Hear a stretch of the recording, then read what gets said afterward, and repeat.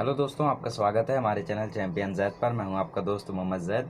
और दोस्तों, जैसा कि आप लोगों ने कहा था कि राइटिंग स्किल आप लोगों को सीखना है और आप लोगों को उसमें जितने भी टाइप्स हैं, जितने भी टॉपिक्स हैं राइटिंग स्किल में, वो सभी के वीडियोज़ आप लोगों को चाहिए। तो दोस्तों, आज मैं शुरुआत करने जा रहा हूँ राइटिंग स्किल की। और शुरुआत हम लोग सबसे प्रोमिनेंट लैंग्वेज से करेंगे, दैट इज़ इंग्लिश। इंग्लिश से हम लोग राइटिंग स्किल की शुरुआत करेंगे और फिर आगे चल के हम लोग सभी सब्जेक्ट्स को कंप्लीट करेंगे। आप लोग इसकी टेंशन ना लें। तो आज मैं आप लोगों को इंग्लिश की लेटर राइटिंग सिखाने वाला हूँ कि किस तरीके से आप लोगों को पत्र लिखना है। तो लेटर राइटिंग में सबसे पहले मैं आप लोगों को बेसिक चीज़ें बताऊँगा। लेटर राइटिंग के टाइप्स कितने होते हैं, क्या क्या चीज़ें ध्यान में रखनी चाहिए। फिर उसके बाद मैं आप लोगों को फॉर्मल इनफॉर्मल दोनों टाइप्स के लेटर आप लोगों को लिख के दूंगा और बताऊंगा कि किस तरीके से फॉर्मेट है और किस फॉर्मेट में आप लोग लिखेंगे तो मार्क्स मिलेंगे। इवन आप लोग 4.5 मार्क्स भी लेटर राइटिंग में हासिल कर सकते हो और 4.5 आगे चल के 5 मार्क्स हो जाता है बोर्ड एग्ज़ाम में। तो लेटर राइटिंग की वीडियो शुरू करते हैं। आज के वीडियो में मैं दोनों टाइप बताने वाला हूँ, फिर सेपरेट वीडियो बना दूंगा, एक में फॉर्मल लेटर, एक में इनफॉर्मल लेटर। तो चलिए शुरू करते हैं लेटर राइटिंग। तो दोस्तों, हम लोग सबसे पहले समझ लेते हैं कि लेटर कितने टाइप के होते हैं। So letters are of two type, formal letter and informal letter.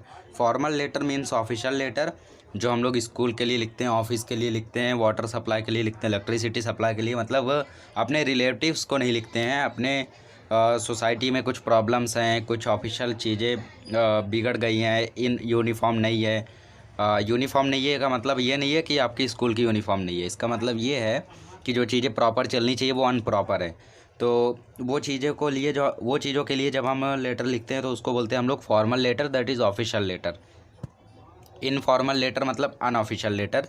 ये हम लोग बर्थडे पार्टी में इनवाइट करने के लिए, किसी को कॉन्ग्रेचुलेट करने के लिए, दोस्त का बर्थडे था उसके बर्थडे में गया था तो उसके बर्थडे में जब मैंने उसको गिफ्ट दिया तो गिफ्ट के लिए थैंक यू बोलने के लिए, रिलेटिव को इनवाइट करने के लिए, शादी के लिए, सेरेमनी के लिए, कोई भी एनिवर्सरी, कोई कोई कुछ भी चीज़ हो सकती है जो हम लोग रिलेटिव्स को लिखते हैं, उसे बोलते हैं इनफॉर्मल लेटर। तो दोनों लेटर राइटिंग में डिफरेंस होता है। सबसे मेन डिफरेंस क्या है कि फॉर्मल लेटर जब भी हम लोग लिखते हैं तो फॉर्मली लिखने का मतलब ऑफिशियली लिखने का, सर क्या काम है, क्या प्रॉब्लम है, वो सब लिखने के बाद डायरेक्ट एंड कर देने का। इनफॉर्मल लेटर में क्या करने का कि अपनी भावनाएं आप लोग व्यक्त कर सकते हैं।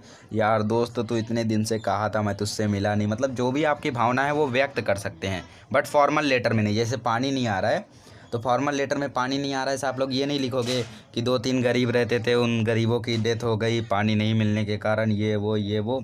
तो ये सब इतना ज़्यादा अगर आप लोग ब्यौरा बनाओगे तो प्रॉब्लम हो जाएगी फिर। तो इतना बड़ी चीज़ें आप लोगों को नहीं लिखना है फॉर्मल लेटर में। मैं आगे बताता हूँ फॉर्मेट कैसा है।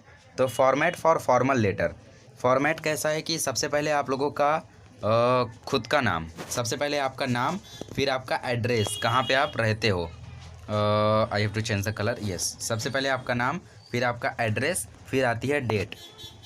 सबसे इम्पॉर्टेंट चीज़, पंचुएशन नहीं होगा। पहले हम लोग जो यहाँ पे कॉमा लगाया करते थे वो अब नहीं होगा। कॉमा सिर्फ प्रेजेंट होगा मंथ के आगे। Oh what happened, sorry, by mistake I clicked 440-012। So earlier we use to apply comma here, but now we are not going to apply. We will apply comma only after the name of the month, August, June, July, जो भी है month के आगे ही सिर्फ। तो इस पे होता है आपका हाफ मार्क्स, ठीक है। इसके बाद जिसको आप लोग लेटर लिख रहे हो उसका यहाँ पे जो भी है, म्युनिसिपल ऑफिसर, इलेक्ट्रिसिटी, जो भी जिसको भी आप लोग लिख रहे हो, एडिटर, फिर न्यूज़पेपर, फिर नागपुर डिस्ट्रिक्ट, फिर पिन कोड, इस पे भी होता है half marks. Now subject, irregular supply of electricity. अब सब्जेक्ट जब भी आप लिखो तो उसको अंडरलाइन करो। I have not underline because there is no system, underlining system नहीं है यहाँ पे, either I would have underline. तो इरेगुलर सप्लाई ऑफ इलेक्ट्रिसिटी, तो ये हो गया आपका सब्जेक्ट। सब्जेक्ट ऐसा लिखने का कि सब्जेक्ट को ही पढ़ के समझ में आ जाए लोगों को कि आखिर आप कहना क्या चाहते हो।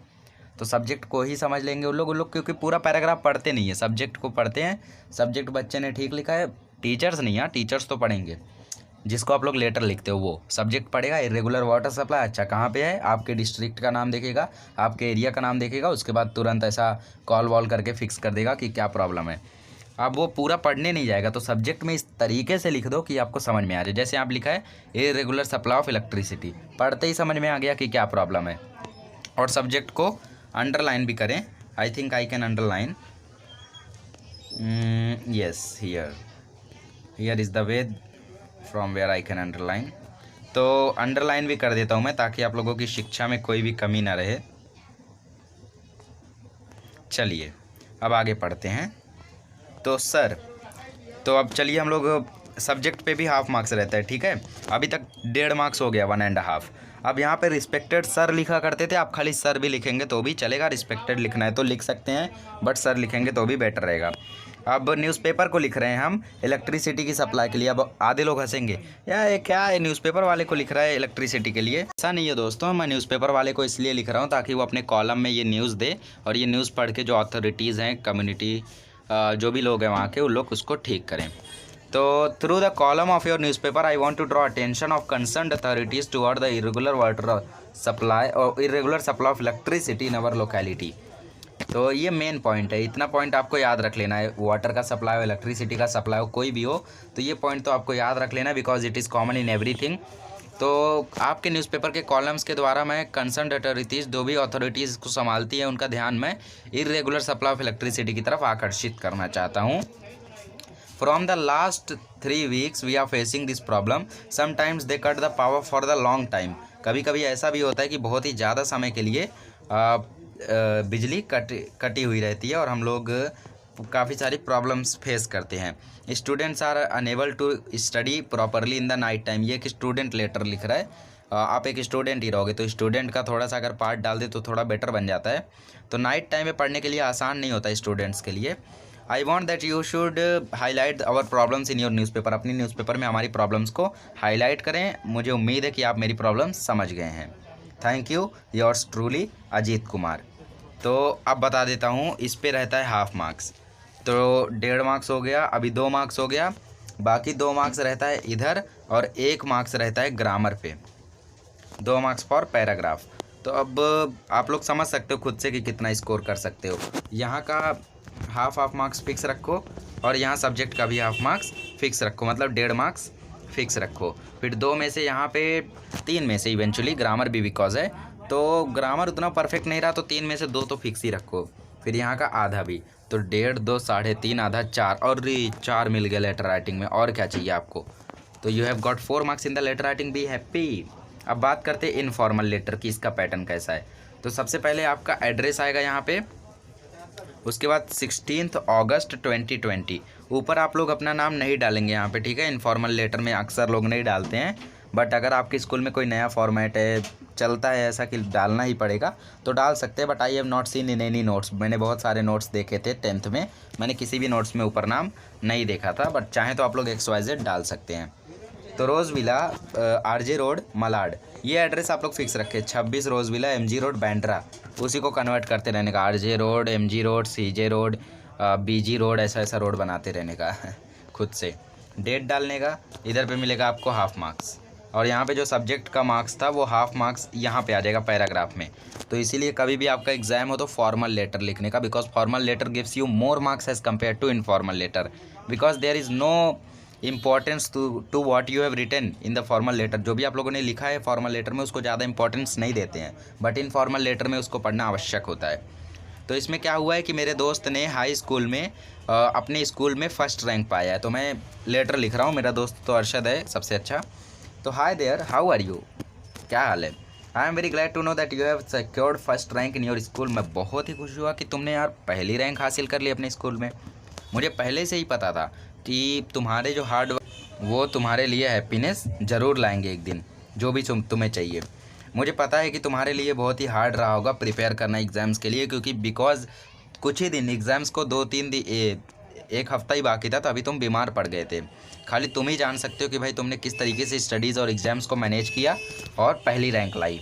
तो ये दोस्तों सिर्फ फॉर्मेट है, इसलिए मैंने छोटा सा लिखा है। So once again congratulation to you for the results in SSC board. I hope you will be doing hard work like this in your future as well. Bye for now. मुझे उम्मीद है कि आप आगे भी ऐसे ही पढ़ते रहोगे। अभी के लिए अलविदा, योर लविंग फ्रेंड जैद। क्योंकि आप लोग लास्ट में अपना नाम इसमें लिख ही दोगे, तो ऊपर लिखे ना लिखे बात वही पड़ती है। Your friend will be knowing that who are you. तो इसमें कैसे मार्क्स देंगे, हाफ मार्क्स इधर रहेगा, हाफ मार्क्स सैल्यूटेशन 1 मार्क्स हो गया, और यहाँ पे भी half marks dear whatever 1.5 marks हो गया, और बाकी 1 मार्क्स रहता है ग्रामर पे, 2.5 मार्क्स रहता है पैराग्राफ पे। तो इसमें 3.5 मार्क्स रहते हैं इस बॉडी पे, और 3.5 में से ज़्यादातर स्टूडेंट्स को 1.5 दिए जाते हैं या 2 दिए जाते हैं। That's why they get only 3 और 3.5 marks in this letter writing. And इसके कारण इनफॉर्मल लेटर आप लोगों को कम से कम लिखना चाहिए। फॉर्मल लेटर लिखेंगे तो उसमें कम लिखना भी पड़ेगा और वो थोड़ा बड़ा भी दिखेगा। इनफॉर्मल लेटर लिखेंगे तो थोड़ा बड़ा लिखना पड़ेगा। You will face to many problems. 2 paragraph के बीच में आप लोग 2 लाइन का गैप छोड़ सकते हैं, 1 लाइन का गैप छोड़ सकते हैं। 1 लाइन का छोड़े, ज़्यादा बेटर दिखेगा। यहाँ पे पंचुएशन आपका रहेगा और यहाँ पे आपका सिर्फ नाम रहेगा, सरनेम नहीं रहेगा। सरनेम ऊपर डालोगे तो लिख सकते हो। फिर यहाँ पे कॉमा रहेगा, यहाँ पे कॉमा रहेगा, बाकी यहाँ पे भी बीच बीच में एक लाइन का गैप रहेगा। और इस तरीके से आपका ये पूरा फॉर्मेट है लेटर राइटिंग का। तो इस तरीके से आप लोग जब भी लेटर राइटिंग लिखोगे तो आप लोगों का 4 मार्क्स तो फिक्स ही रहेगा। तो मुझे उम्मीद है दोस्तों आप लोगों को राइटिंग स्किल का ये वीडियो बहुत पसंद आया होगा। मिलते हैं नेक्स्ट लेक्चर में, उसमें मैं आप लोगों को सेपरेटली बताऊंगा कि फॉर्मल लेटर में कौन सी बातों का ध्यान रखें, इनफॉर्मल लेटर में कौन सी बातों का। बट जो मेन बात है वो तो आप लोग समझ ही गए होंगे कि कोई भी लेटर लिखो बट इंग्लिश आपकी तगड़ी होनी चाहिए। इंग्लिश तगड़ी है तो आप सब कुछ कर सकते हो।